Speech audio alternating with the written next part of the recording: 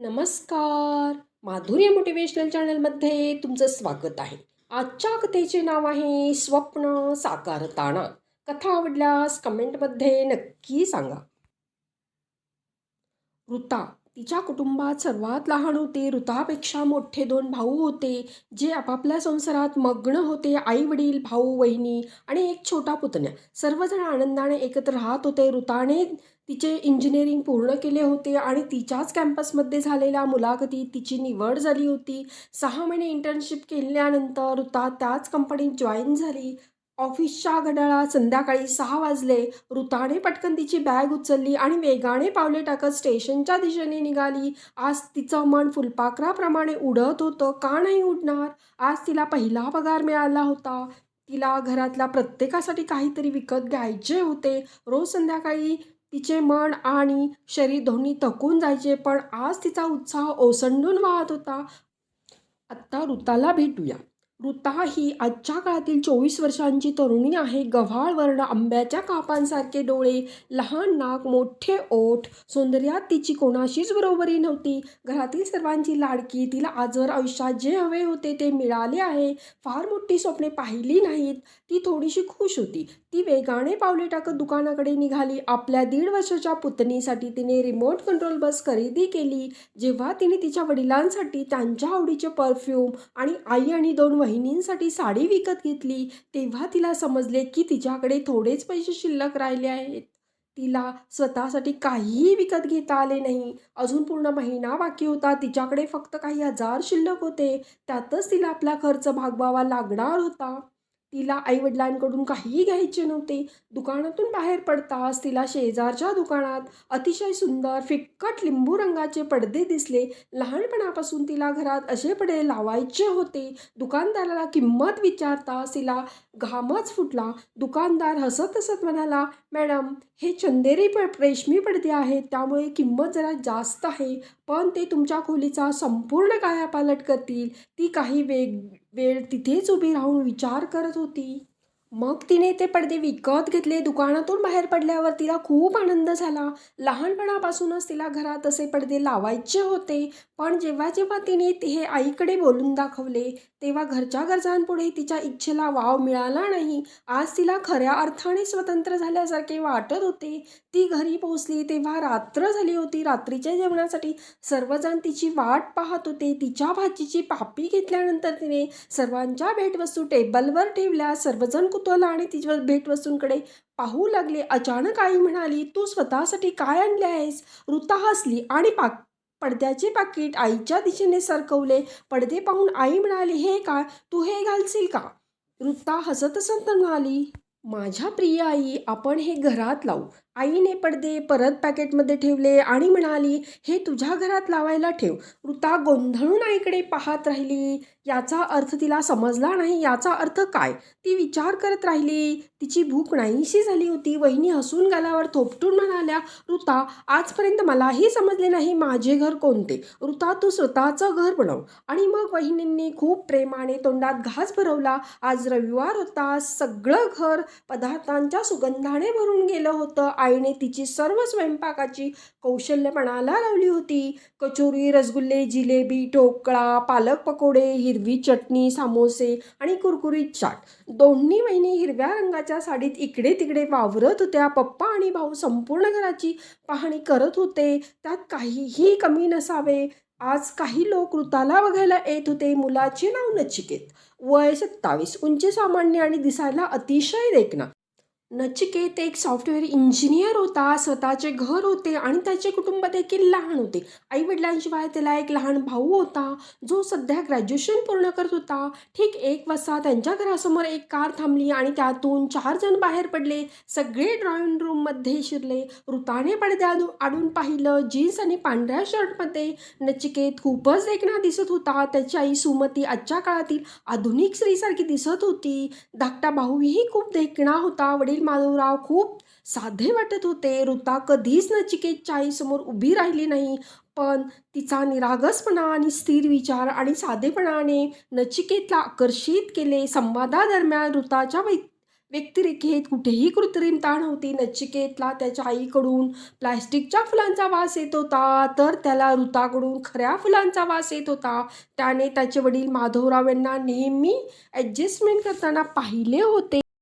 त्याला स्वतःला हे करायचे नव्हते, म्हणून प्रत्येक गोष्टीचे पालन करणाऱ्या त्याच्या आईच्या लाडक्या नचिकेतला कोणत्याही किमतीवर आपला जोडीदार निवडण्याचा हक्क आपल्या आईला द्यायचा नव्हता. ऋता खोलीत शिरली. नचिकेत तिच्याकडे प्रेमळ नजरेने पाहत होता, तर सुमती आश्चर्याने तिच्याकडे पाहत होती. त्यांना ऋतामध्ये कोणतेही चांगले गुण दिसले नाहीत. माधवरावांनी ऋताला स्पष्ट विचारांची मुलगी म्हणून पाहिले, जी आपल्या कुटुंबाची काळजी घेण्यास सक्षम असेल.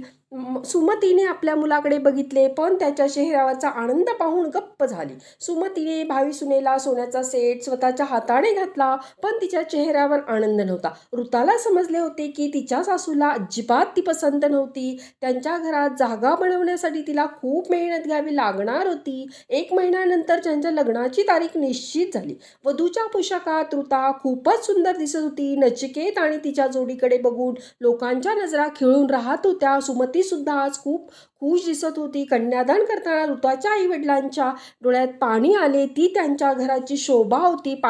पाठवणी झाल्यावर माधवराव हात जोडून म्हणाले, काळजी करू नका, आम्ही आमच्या मुलीला सोबत घेऊन जात आहोत, आमच्या सुनेला नाही. ऋताला काही दिवसातच समजले होते की या घराचा लगाम तिच्या सासूच्या हातात आहे. हे घर तिच्या सासूचे आहे आणि ते घर तिच्या आईवडिलांचे होते. मग तिचे घर कुठे आहे? या प्रश्नाचं उत्तर तिला मिळेनासं झालं. काल ऋताने ड्रॉइंग रूममध्ये थोडासा बदल करण्याचा प्रयत्न केला, तेव्हा सासू हसून म्हणाली, सूनबाई, तू या घरची सून आहेस, नचिकेतची बायको, या घराची सून, आणि मी या घराची सासू आहे आणि मी हे घर बांधले आहे. त्यामुळे तुझे निर्णय आणि तुझे अधिकार तुमच्या खोलीपुरते मर्यादित ठेव. ऋता शांतपणे उभी राहून ऐकत होती. जेव्हाही तिला तिच्या पतीशी याबद्दल बोलायचे होते, तेव्हा तो नेहमी उत्तर देत असे की ऋताने त्याला थोडासा वेळ द्यावा. त्याने सर्व काही फक्त आमच्या आनंदासाठी केले आहे. ऋता इच्छा असूनही तिच्या भावना स्पष्ट करू शकत नाही. आनंदी राहणे ही तिची सवय होती आणि हरणे तिच्या स्वभावात नव्हते. काही दिवसात 1 वर्ष निघून गेले. आज ऋताच्या लग्नाचा पहिला वाढदिवस होता. तिने तिच्या नवऱ्यासाठी घरी पार्टीची योजना आखली. त्याने त्याच्या सर्व मित्रांना आमंत्रणे पाठवली, पण संध्याकाळी ऋताला तिच्या सासूबाईंची किटी पार्टी असल्याचे दिसले. ऋता तिच्या सासूला म्हणाली, आई, आज मी माझ्या काही मित्रांना आमंत्रित केले आहे. सासूने उत्तर दिले, सूनबाई, तू मला आधी विचारायला हवे होते. मी आत्ता काही करू शकत नाही. आत्ता तूही काही करू नकोस. तू तुझ्या मित्रांना कुठेतरी दुसरीकडे बोलावून घे. ऋता उठली. तिच्या हक्काच्या सीमा समजावून घेत राहिली. मनातल्या मनात तिने निर्णय घेतला. संध्याकाळच्या पार्टीसाठी तिने घराऐवजी ऋताने तिच्या सर्व मित्रांना हॉटेलचा पत्ता व्हॉट्सॲप केला. नचिकेतलाही तिथे बोलावण्यात आले. नचिकेतने ऋताला लाल रंगाची कांजीवरम साडी आणि अतिशय सुंदर डायमंड सेट भेट दिला. ऋतासारखी स्वच्छपणाची जीवनसाथी मिळाल्याने नचिकेत खूप आनंदित होता. ऋताला तिच्या आयुष्याबद्दल काही तक्रार नव्हती, पण तरीही कधी कधी ते पडदे तिला डिवचत असत. नचिकेतने तिला प्रत्येक प्रकारे आनंदी ठेवले, पण ऋताची स्वतःचे घर असावे ही इच्छा त्याला कधीच समजू शकली नाही. ऋताला फोन करण्याचा किंवा आपले घर आपले आहे असे वाटण्याचा अधिकार नव्हता. हाच तिच्या आयुष्याचा रिकामा कोपरा होता, जो कोणीही समजू शकत नव्हते. ना तिचे स्वतःचे आईवडील, ना नचिकेत, ना सासर. या घरात ऋताने हळूहळू सर्वांच्या हृदयात स्थान निर्माण केले होते, पण सासूबाई मात्र तिच्याशी दुरावा ठेवूनच वागत होत्या. दिराच्याही भोळ्या खोडसाळपणाचा ती एक भाग बनली होती. आज सगळीकडे आनंदाचे वातावरण होते. असो, दिवाळी हा सण आनंद, हर्षोल्लास आणि अगणित रंग घेऊन येतो. संपूर्ण घरात रंगरंगोटी सुरू होती. नचिकेतने पडदे बदलण्यास सुरुवात केली, तेव्हा अचानक ऋता म्हणाली, थांबा आणि एक करा. मग तिने धावत जाऊन चंदेरीचे पडदे आणले. नचिकेत काही बोलायच्या आधीच सासू सुमती म्हणाली, माझ्या घरात असे पडदे लावले जाणार नाहीत. ऋता प्रश्नार्थक नजरेने नचिकेतकडे पाहत होती. तिला वाटले नचिकेत काहीतरी बोलेल की आई, हे पण ऋताचे घर आहे. पण नचिकेत काहीच बोलला नाही. बायकोची वाईट मनस्थिती पाहून तो म्हणाला, तू एवढी काळजी का करतेस? हे फक्त पडदेच आहेत. पहिल्यांदाच ऋताच्या डोळ्यात पाणी आले. अश्रू पाहून नचिकेत अधिकच चिडला. आजकाल ऋताचा बहुतेक वेळ ऑफिसमध्ये जात असे. नचिकेतच्या लक्षात आले की ती तिच्या फोनवर व्यस्त आहे आणि त्याला पाहताच तिने घाबरून मोबाईल बंद केला. नचिकेतचे ऋतावर खूप प्रेम होते. त्याला ऋताला विचारायचे होते, पण त्याला भीती वाटत होती की तिच्या आयुष्यात त्याची जागा कोणीतरी घेत तर नाही ना. एके दिवशी संध्याकाळी नचिकेत ऋताला म्हणाला, "ऋता, चल तू शुक्रवारची रजा घे. आपण वीकेंडला जवळच कुठेतरी जाऊन येऊ." ऋता अनिश्चयने म्हणाली, "नाही नचिकेत, ऑफिसमध्ये खूप काम आहे." त्याने खूप प्रयत्न केले तरी नचिकेतला ऋताच्या वागण्यात झालेला बदल समजत नव्हता. रात्रीसुद्धा ती तासनतास लॅपटॉपवर बसून देव जाणे काय करत असायची. नचिकेतने तिला हाक मारताच ती घाबरून जायची आणि फोन लॅपटॉप बंद करायची. नचिकेत जितका तिच्या जवळ जायचा प्रयत्न करत होता तितकीच ती त्याच्यापासून दूर जात होती. ऋता नंतर वेडी झाली होती की काय माहीत नाही. त्या दिवशी ऋताच्या भावानेही नचिकेतला फोनवर सांगितले, "हल्ली ऋता घरी अजिबात फोन करत नाही. सगळं काही ठीक आहे ना?" नचिकेत म्हणाला, "हो, आजकाल ऑफिसमध्ये खूप काम असते ना." काही वेळातच 2 वर्ष निघून गेली. आत्ता नचिकेत आणि ऋता या दोघांच्याही आई-वडिलांना त्यांच्या कुटुंबाला पुढे न्यायचे होते. आज पुन्हा त्यांच्या लग्नाचा वाढदिवस होता, पण आज सासूने स्वतः पार्टी आयोजित केली होती. ऋताने तयारी केली होती. तिने सुंदर रंगाची कुर्ती घातली होती. नचिकेतची नजर तिच्यावरून हटत नव्हती. सगळे त्याला डिवचत होते की गुड न्यूज कधी देणार आहे. रात्री एकटी असताना नचिकेतने ऋताला सांगितले की ऋता, मला पण सारखे वाटते की एका गोंडस बाळाचा बाप व्हावे. यावर ऋताने अनिश्चयने सांगितले की ती तयार नाही. टेन्शनमुळे नचिकेतला रात्रभर झोप येत नव्हती. आज त्याला ऋताशी काहीतरी बोलायचे होते, पण सकाळी उठल्यावर ऋता ऑफिसला निघून गेली. नचिकेतला काही समजत नव्हते. असे वाटत होते की ऋतासोबत असूनही ऋता त्याच्यासोबत नाही. दर आठवड्याला तो तिच्यासोबत काहीतरी प्लॅन बनवायचा, पण ऋताला रविवारीही ऑफिसचे काही काम असायचे. तिच्यात एक शांतता होती जी त्याला नको होती, पण तरीही तोडता येत नव्हती. नचिकेतला त्याची ती जुनी ऋता हवी होती, पण त्याला काहीच समजत नव्हते. काही वेळातच पुन्हा दिवाळी आली. संपूर्ण शहर उजळून निघाले. दिव्यांच्या रोषणाईने चमकत होते. आज खूप दिवसांनी नचिकेतला ऋताचा चेहराही उजेडात चमकताना दिसला. ऋता नचिकेतला म्हणाली, "आज मला तुला काहीतरी सांगायचे आहे आणि तुला काहीतरी दाखवायचे आहे." नचिकेतने तिच्याकडे प्रेमाने पाहिले आणि म्हणाला, "तू काहीही बोलू शकतेस. फक्त तुझं माझ्यावर प्रेम नाही हे मात्र सांगू नकोस." ऋता हसली आणि मग म्हणाली, "वेडा आहेस का तू? तुला असा विचार तरी कसा आला?" नचिकेत हसला. तो म्हणाला, "पण गेल्या अनेक दिवसांपासून तू माझ्याकडे दुर्लक्ष करत आहेस. आपण एकत्र कुठेही गेलो नाही आहोत."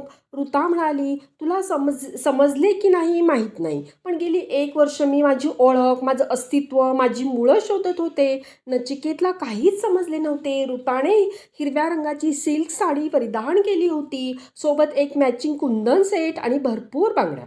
आज तिच्या चेहऱ्यावर एवढी चमक होती की सगळे तिच्यासमोर फिके पडलेले दिसत होते. रांगोळी काढल्यानंतर ऋताने नचिकेतला तिच्यासोबत यायला सांगितले. त्यानंतर नचिकेत गाडीच्या चाव्या उचलून निघाला.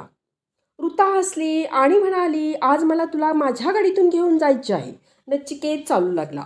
काही वेळातच गाडी हवेची स्पर्धा करू लागली आणि काही वेळाने गाडी एका नव्या वंडर सिटीकडे जाऊ लागली. गाडी चालवत असताना ऋता म्हणाली, "नचिकेत, आज मला तुला एक गोष्ट सांगायची आहे. तू नेहमीच माझी सर्व प्रकारे काळजी घेतलीस, पण लहानपणापासूनच माझ्या डोळ्यात एक स्वप्न होते. आईवडील म्हणाले की तुझे घर जे असेल की जिथे तू स्वतःचं अस्तित्व निर्माण करशील आणि जे तू स्वतः बनवशील. जेव्हा मी तुला भेटले तेव्हा मला वाटले की माझे स्वप्न पूर्ण झाले आहे. परंतु काही दिवसांनी नचिकेत मला समजले की काही स्वप्न ही फक्त स्वप्नच असतात आणि जी शेअर केली जात नाहीत.